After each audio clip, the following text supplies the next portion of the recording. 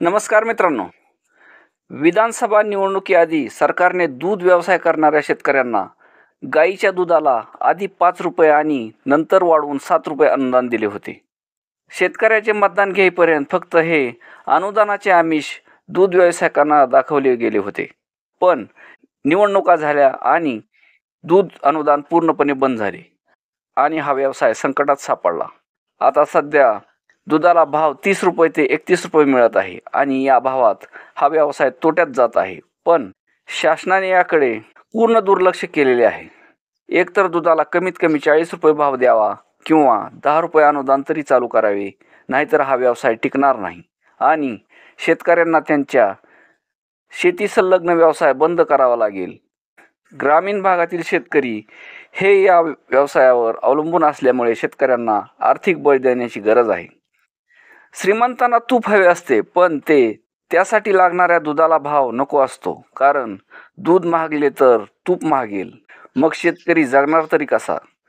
शासनाकडून हे 5-7 रुपये अनुदान नोव्हेंबरपर्यंत दिले असले तरी ते सरसकट शेतकऱ्यांना मिळाले नाही.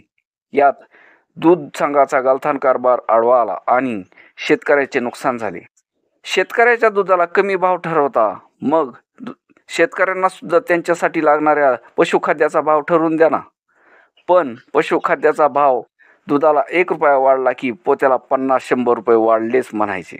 म्हणजे शेतकऱ्याच्या हातात काहीच नाही.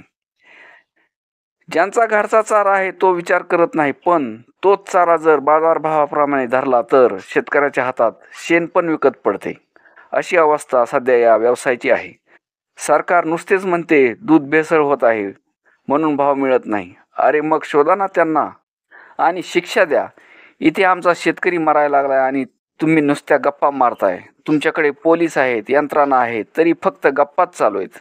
शेतकऱ्यांनी बाकीचे कामे सोडून फक्त आंदोलनच करायची का? 2-3 महिन्याला दुधाच्या भावासाठी आंदोलन करायचे म्हणजे काय? पण या शासनाला थोडीही टिंबटिंब नाही. ते मस्त AC मध्ये बसून शेतकऱ्याच्या विकासाच्या गप्पा मारणार आणि भोळा बाबडा शेतकरी त्यांच्या आश्वासनाला फसला गेलाय आणि पुढेही फसत जाणार. कारण शेतकरी एकत्र येत नाही हे सर्वांना माहीत आहे. पण जेव्हा शेतकरी स्वतः शेतकऱ्याची एक जात म्हणून पुढे येईल तेव्हाच क्रांती होईल असे वाटते. धन्यवाद.